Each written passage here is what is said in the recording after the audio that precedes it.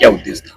देखिए, पूरे उत्तर प्रदेश के 18 मंडलों में अस्तित्व बचाओ, भाईचारा बनाओ प्रबुद्धजन सम्मेलन आजाद समाज पार्टी काशीराम के नेतृत्व में हो रहा है, जिसमें इन वर्गों के पढ़े लिखे बुद्धिजीवी, रिटायर कर्मचारी, डॉक्टर, इंजीनियर, IAS, IPS, वकील, जज, प्रोफेसर, चिंतक, पत्रकार, तमाम साथियों को बुला के, पूर्व प्रधान, पूर्व जिला पंचायत सदस्य, पूर्व विधायक, पूर्व सांसदों को बुलाकर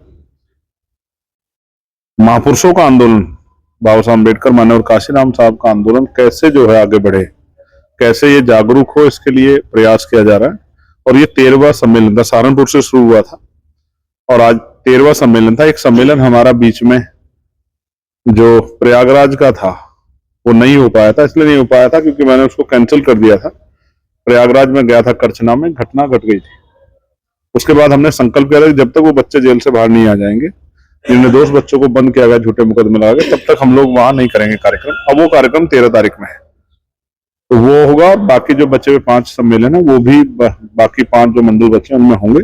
अंतिम कार्यक्रम अयोध्या में है और उसके बाद फिर 9 तारीख को, 9 अक्टूबर को भाईचारा बनाओ, अस्तित्व बचाओ, पिछड़ा वर्ग अधिकार सम्मेलन लखनऊ में है 9 अक्टूबर को।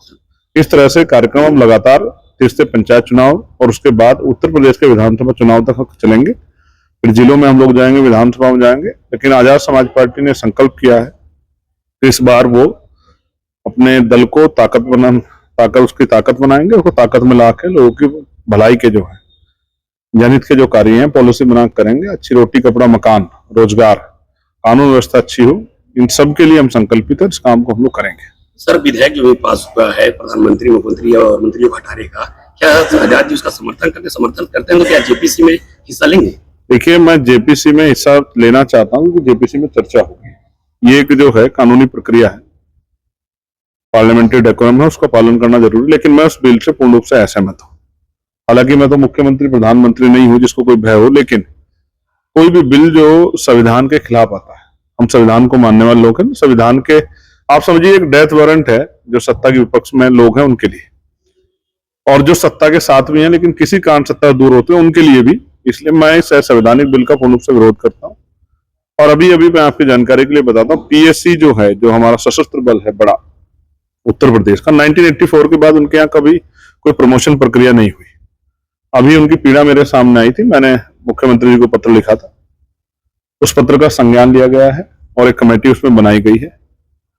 जो सामान्य नागरिक पुलिस है उसके प्रमोशन लगातार होते हैं, लेकिन PSC और सशस्त्र बलों के जो पुलिसकर्मी हैं उनके सापेक्ष जो है, नागरिक पुलिस के सापेक्ष उनकी पदोन्नति नहीं हो रही थी। ये मामला हमने उठाया था, सरकार ने उसके बाद उसका संज्ञान लिया। अभी कमेटी उन्होंने बना दी, मुझे उम्मीद है कि जल्द उसका संज्ञान भी लिया जाएगा और यथावत जो है उनकी पदोन्नति होगी जिस तरह से नागरिक पुलिस की हो रही है।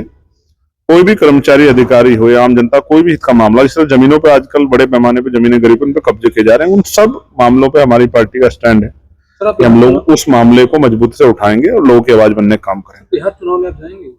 बिहार चुनाव का फैसला पार्टी कोर कमेटी का है, अभी उस पर फैसला नहीं लिया गया, लेकिन स्टेट की जो टीम है अपना काम कर रही है। स्टेट की टीम की अच्छी तैयारी, मैं कई बार वहां शामिल हुआ हूँ, उनका कई सीटों पे बहुत मजबूत उनकी दावेदारी। उम्मीद है कि आजाद समाज पार्टी वहां एक बड़ी पार्टी बनेगी और इस बार पिछली बार जो कमी रह गई थी 2020 में, उस कमी को भी दूर करके आजाद समाज पार्टी के MLA इस बार वहां जीतेंगे। जनगणना को लेकर के आपने आर्थिक आधार पर जनगणना की मांग उठाई है? नहीं, आपने गलत सुना है। आर्थिक आधार पर कोई जनगणना नहीं होती, जनगणना के आर्थिक आंकड़े भी जारी होने चाहिए।